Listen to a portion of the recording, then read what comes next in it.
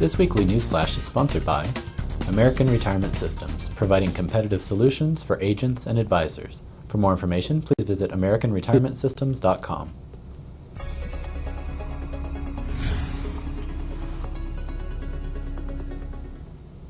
The Senate passed legislation Tuesday repealing the 1099 provision of the healthcare reform law. The measure passed in an 87-12 vote after a drawn-out debate over how to pay for the repeal, estimated at $22 billion. The 1099 provisions would have required businesses to file 1099 forms for every vendor paid more than $600 per year.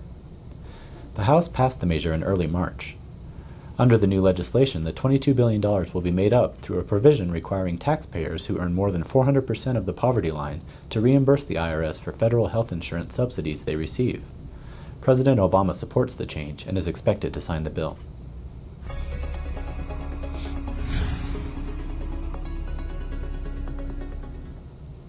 A large number of financial advisors fail to communicate with their clients on a regular basis, according to a recent poll conducted by SEI.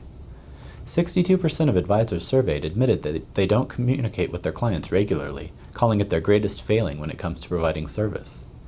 Meanwhile, 42% said they only ask 1/4 or fewer of their existing clients for referrals to help generate new business.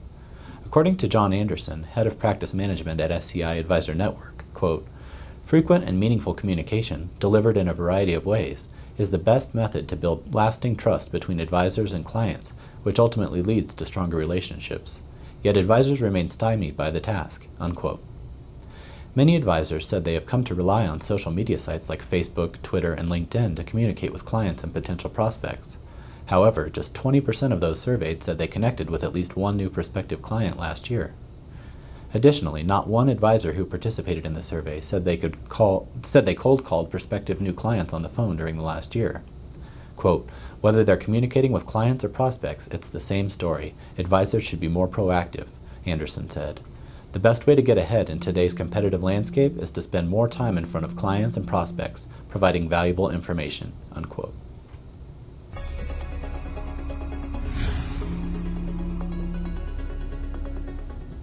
FINRA has proposed a new rule stating that outsourcing does not clear broker-dealers of their regulatory responsibilities.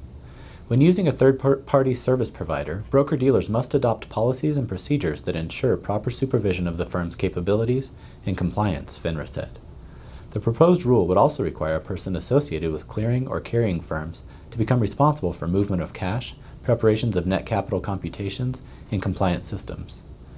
Clearing firms involved in outsourcing agreements would also be required to notify FINRA. Comments on the new rule are due by May 13th.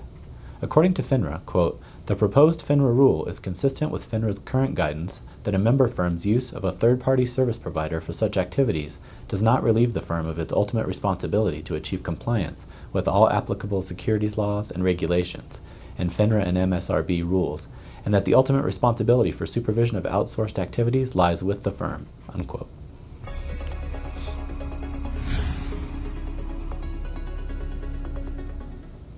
A federal judge's ruling striking down the healthcare reform law should be reversed, said the Obama administration in a court filing last Friday.